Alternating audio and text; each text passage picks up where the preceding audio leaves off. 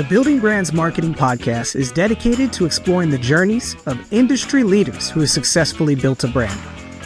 Join me, Robert Breuer, president of Building Brands Marketing, and an entrepreneur who's successfully scaled multiple brands as we dive deep into the strategies, challenges, and insights that have shaped the success of industry leaders and provide you with the resources you need to do the same. Building Brands Marketing is a full-service marketing agency specializing in crafting customized marketing strategies for service-based businesses with a creative powerhouse to drive real results.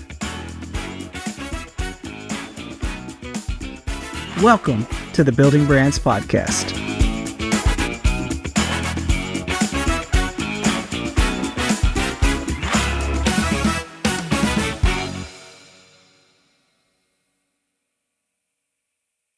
Welcome to the Legal Leaders series of the Building Brands Podcast. I'm excited today to welcome Jon Hood, Fractional General Counsel with Hood Venture Counsel PC. Welcome, Jon. Thanks so much for having me. Jon, let's kick things off. So you've been running your firm for about a decade now. I'm excited to talk with you today. When you reflect on your growth over the past decade, what do you think helped build the most traction for Hood Venture Counsel in those beginning years? Yeah, when I started, I had been in-house, so working as an attorney inside a company as opposed to at a firm. So when I left, I had no clients. I was really starting from zero, and I had never networked before or gone out and tried to get clients. So I really credit it early on to two things. I went to a ton of just networking events here in New York City, where it was like those mixers, right, where you go and it's on a rooftop and there's like 400 people. You're kind of throwing your business cards at each other.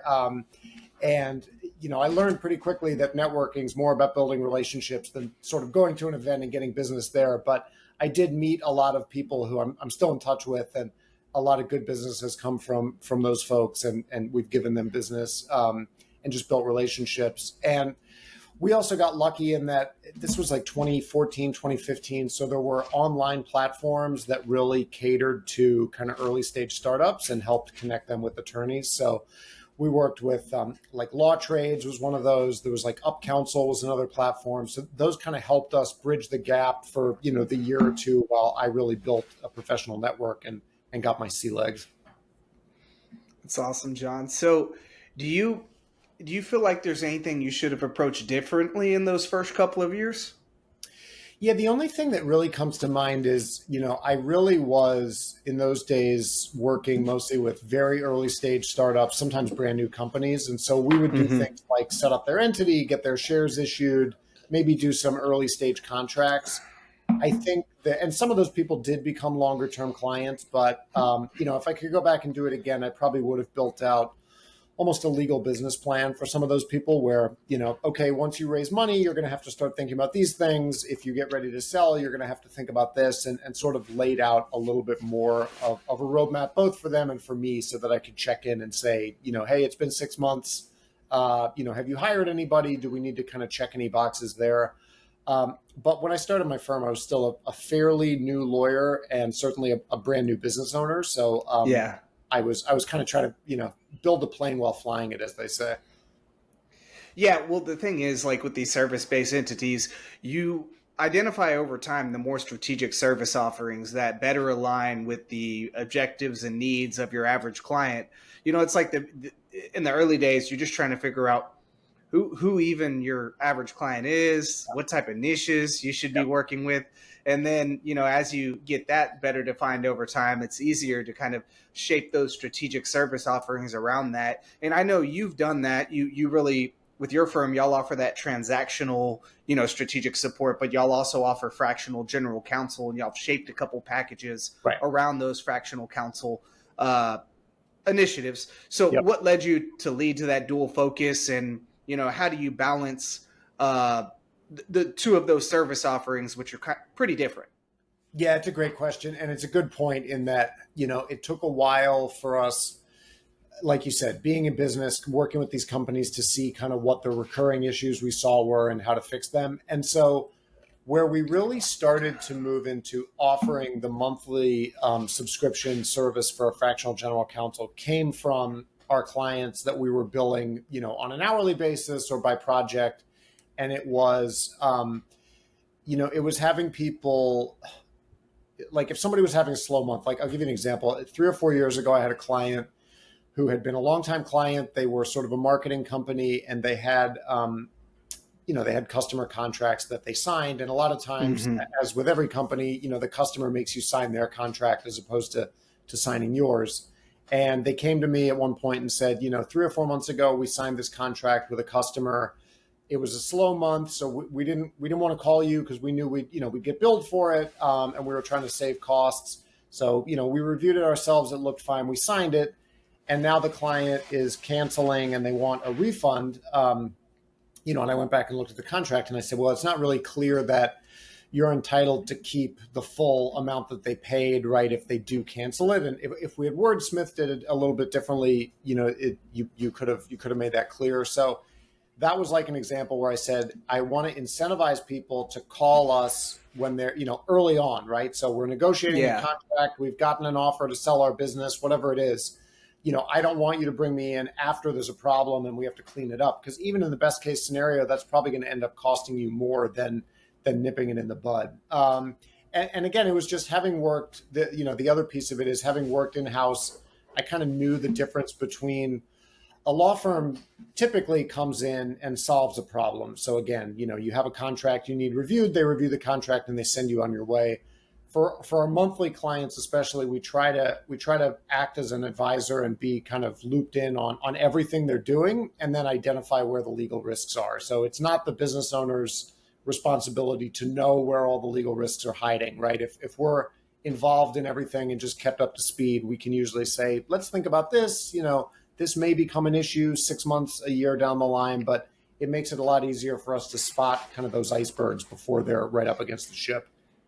Yeah, that's an interesting point. And that also probably normalizes the flow of your business or the Yeah. pace of your business a little bit more, right? Because Yeah. by you being able to be with that subscription based model, your firm's able to be more proactive in its work. It creates less reactive problems Yep. that then you have to work really swiftly to try to solve. Yeah. And so the pace of your business, from a morale standpoint with your team and all that stuff, is a little bit, it's still law, but it's a little bit more palatable, right? It is. Yeah, that's a great point. I mean, in two ways, I think, in that, we know that the client is a monthly client, so we're going to kind of carve out time to deal with all the issues that come up, even if we don't know what those are, right? All right, this person is paying for 20 hours a month, so we got to set aside 20 hours. And so that's dedicated time that we don't have to scramble to make up. And then to your point, not always, right? But it does lead to fewer urgent issues because if we're doing it right, we're sort of anticipating these things as they approach instead of having to, scramble once they hit us in the face. Yeah. So you've worked really hard to transition more clients to this monthly subscription based model, which is not the norm, of course, Right. for the majority of firms in your space. What's the largest challenge that you've had in selling that, pricing structure to potential and clients? Yeah.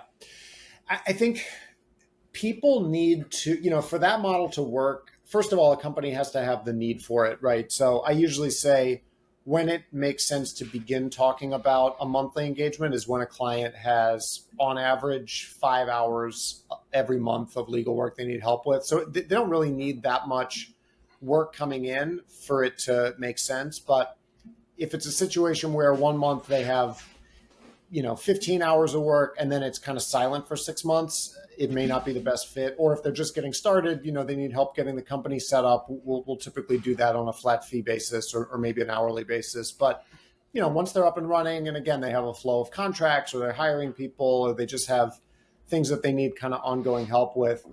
I think if the client understands how the fractional model works and it's valuable to them, then it's a good fit. And so, a lot of times what I see is the people who hire us already have a fractional. We're usually not the first fractional people hire. I mean, sometimes we are, but usually they have a fractional CFO. They might have a fractional COO. Yeah. And so they know I'm paying them a flat monthly fee. I can budget for it just like I would an employee, even though it's a lot less expensive. There's no surprise bills or anything. So to my mind, it makes it easier to scale and bring in help, for those different aspects of the company.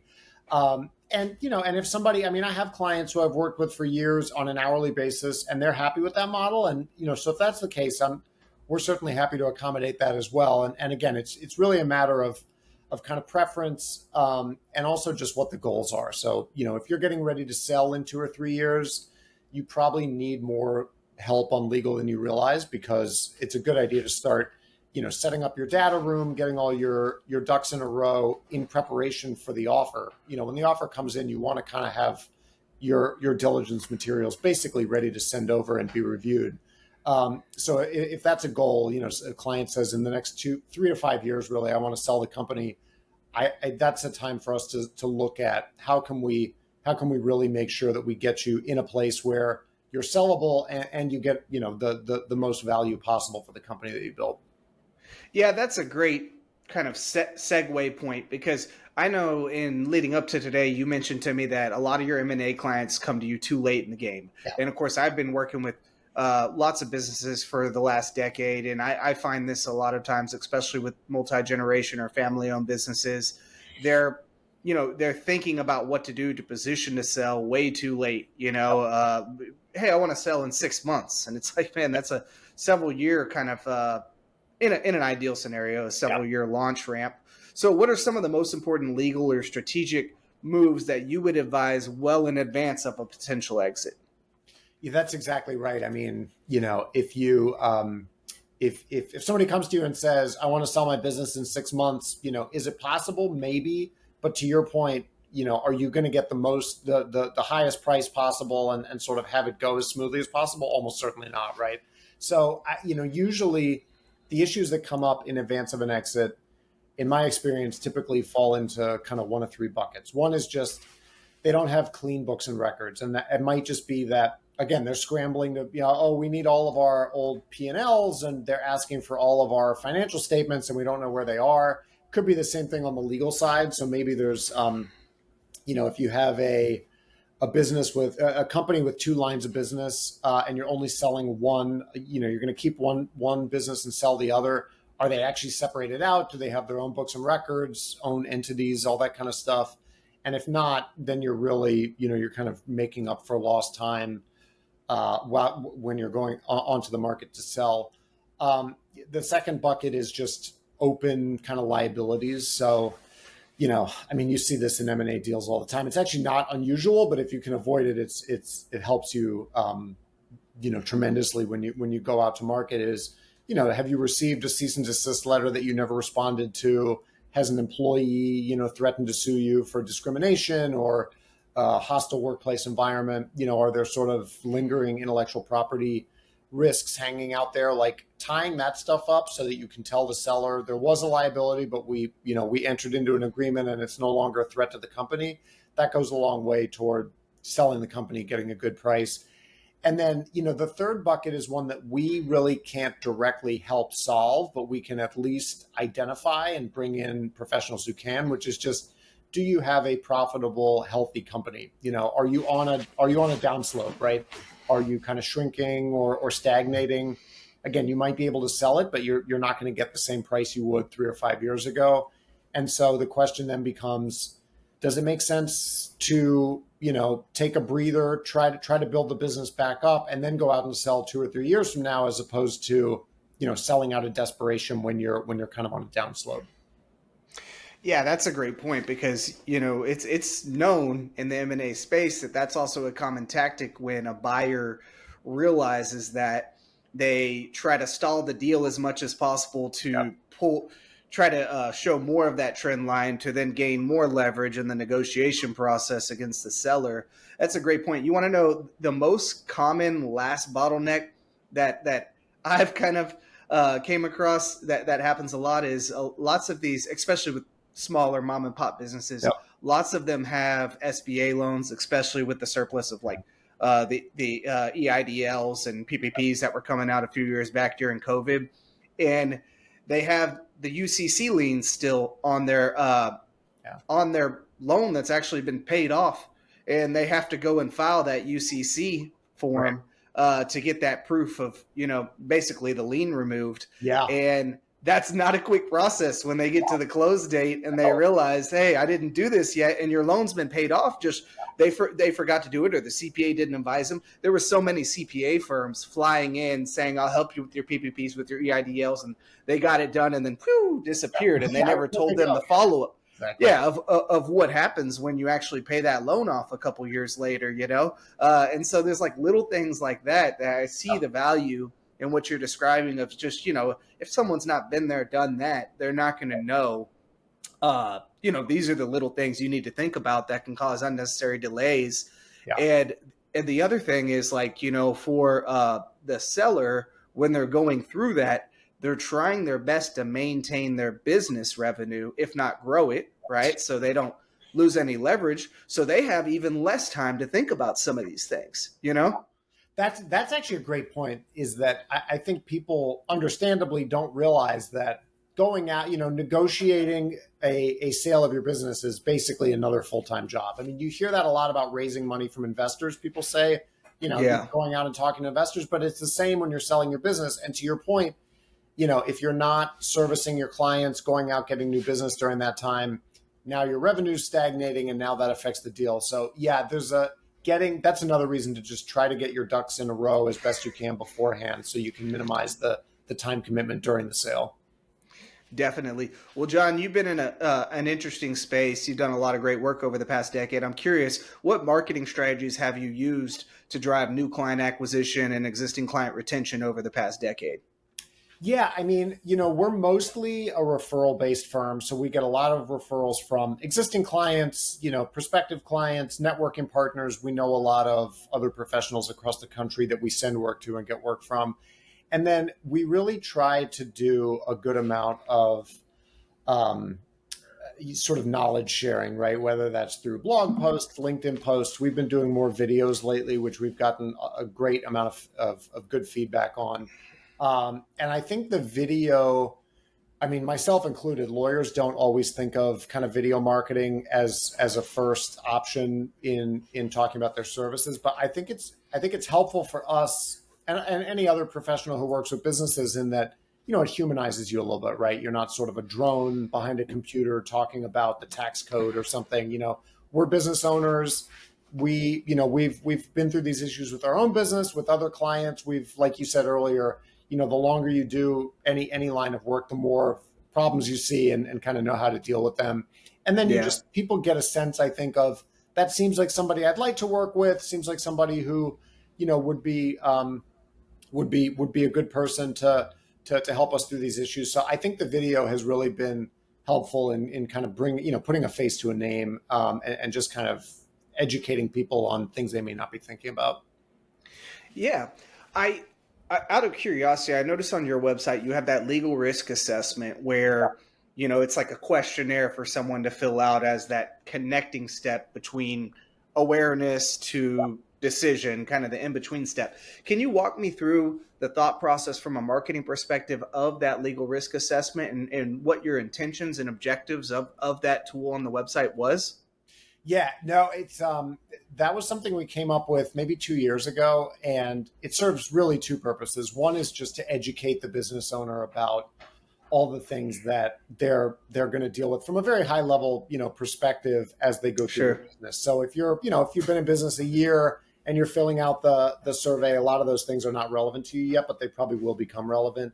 And then for us, before we talk to somebody, it tells us, first of all, it tells us again kind of what stage of the business they're at, and then kind of, are there things, if they're engaging us to review a contract and it says in the questionnaire, no, I haven't done anything to protect my intellectual property, that'll be important for us to know, both with respect to the contract, to say, make sure that we kind of protect things as best we can, knowing you don't have a trademark registration or a patent or what have you.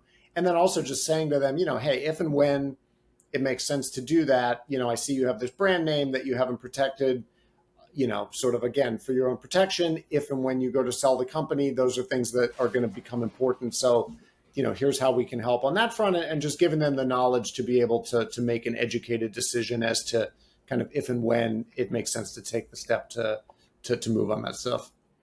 Well, I really like, because you're largely a referral based entity that, that's where you're getting a bulk of your business. I really like the idea that it's providing more trust and kind of Yeah. expertise when those referrals are coming in, but through that education and information. But the thing about it that I really like as well is, for me, I look at it like a pre-qualification Yeah. step. Yeah. So yeah, you're dealing with a lot of referrals and networking, kind of a face-to-face referral networking that you've developed. But let's just say hypothetically over the next year, you said, hey, look, we want to kick things into high gear. We're doing a big SEO or AEO strategy to drive a bunch of traffic from ChatGPT and Perplexity and Google searches. And we want to drive a lot of new additional traffic to our website through discovery searches and transactional searches for people that might be inquiring for our services.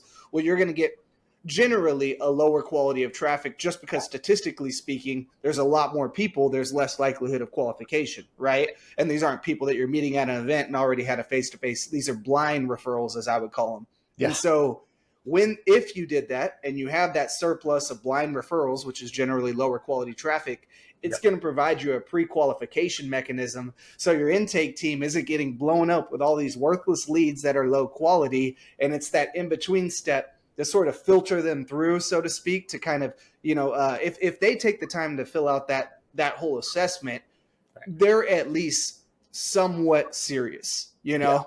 And they're not just, this is a bad word for legal industry, but they're not just window shopping, so to speak. You know what I mean?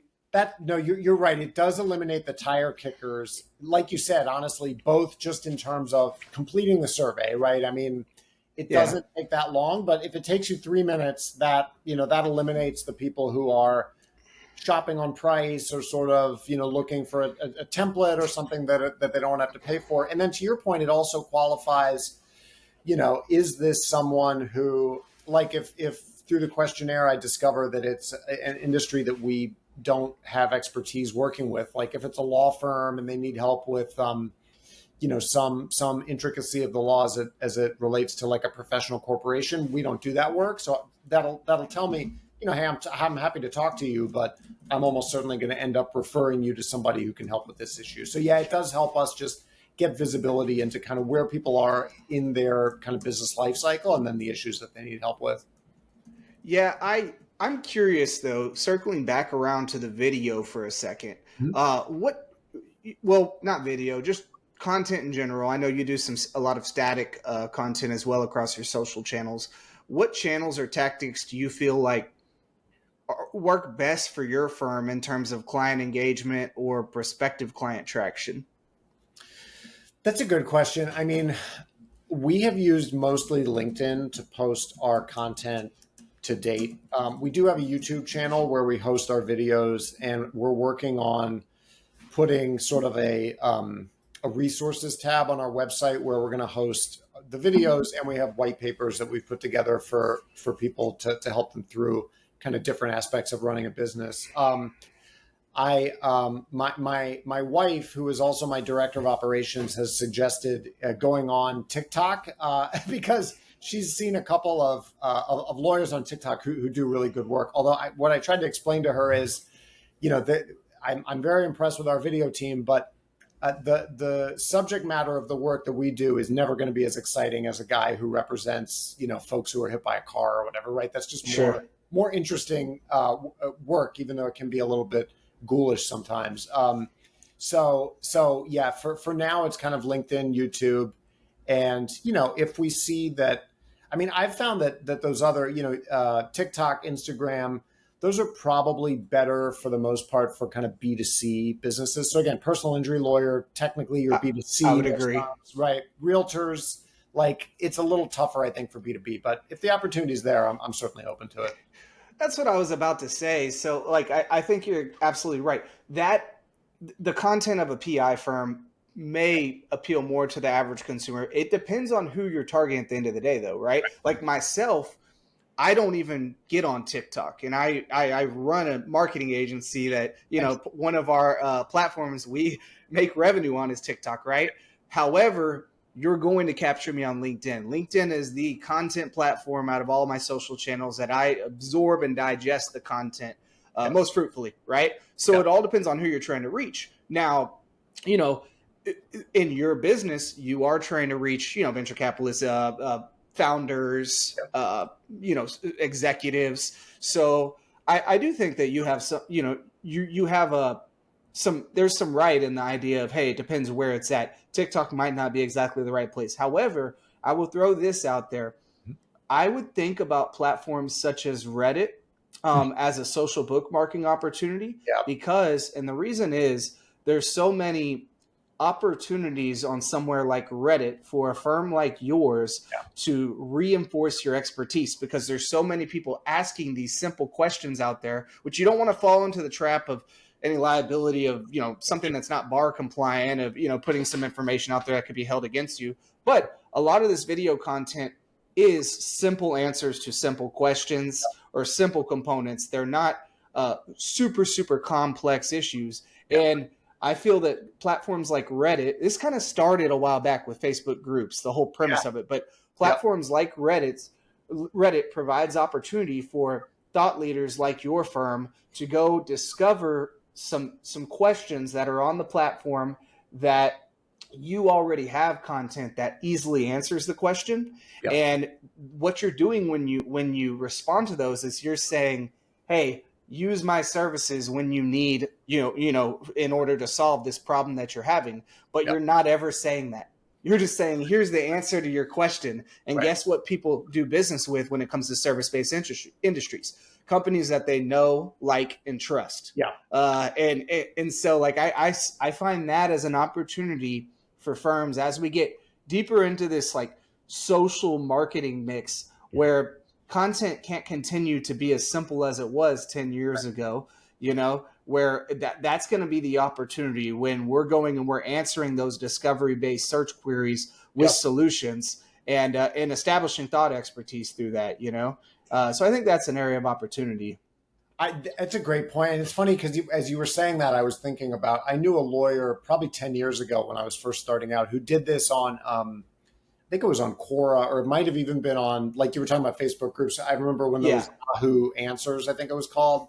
And, and it was the same thing. He would go on Quora and answer, it was like, should I do an LLC or an S Corp? And like you said, it, shows up as, Jon Hood is answering this. Like you said, hey, I'm not providing you legal advice, but here's kind of some things to think about. And it's just, it is, I mean, it's interesting because obviously you're answering that person directly, but of course it's on a public forum. So it does have the effect of, other people see it, presumably if they're on that, Reddit thread or whatever platform it is, they're saying, oh, here's somebody who knows what they're talking about. And it's funny because, like, I even think about, we have pets, and if I've ever had, like, my dog eat something, out of the pantry, and I'm like, oh shit, was that poison? You go, there's all these threads where it's like vets, and it's the same thing. It's, this vet answers the question, and if they're in your area, you're like, oh, maybe next time I'll just call that guy and get his advice. So yeah, I think that's great advice.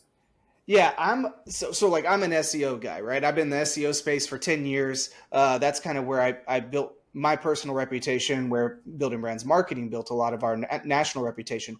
Now, 10 years ago, there was something we called it social bookmarking. And it's essentially you go into the comment threads and then you post links that push back to the ranking page on the website. Algorithms up. Google stopped putting as much emphasis. Most SEOs at a certain point years ago argue that it doesn't anymore. And it's fun life cycle of marketing because that in and of itself necessarily increase the domain authority of your website longer. Right. Most would argue, at least. I mean, there's some old school SEOs that beg to differ, but what it does now is because there's so many users on those platforms, especially something like Reddit, where since they've gone public, I mean, they're just blowing up and getting more and more users, and they're having good visibility from search engine standpoint. As there's getting more and more users, it provides more and more of a traffic opportunity, which is ultimately the purpose of SEO in the first place. Is I want to get qualified traffic to my website that has the ability to convert. So it's the same overall, end objective. It's just it's a different way of approaching it. So I mean, marketing it changes, evolves, and it's cyclical, comes back around to what it was 10 years ago. But this has been great, John, and I really applaud your success over the past decade. Thanks, where can our listeners and viewers learn more about your firm online? Yeah, absolutely. So you can go to our website is Jon Hood, JONHOODESQ.com. I'm also on LinkedIn. And again, if you want to check out our YouTube channel, we have our videos there as well. Excellent. John, well, thanks for being on the show. Appreciate it. And I'll talk to you soon. Yeah, thanks so much, man. Great seeing you.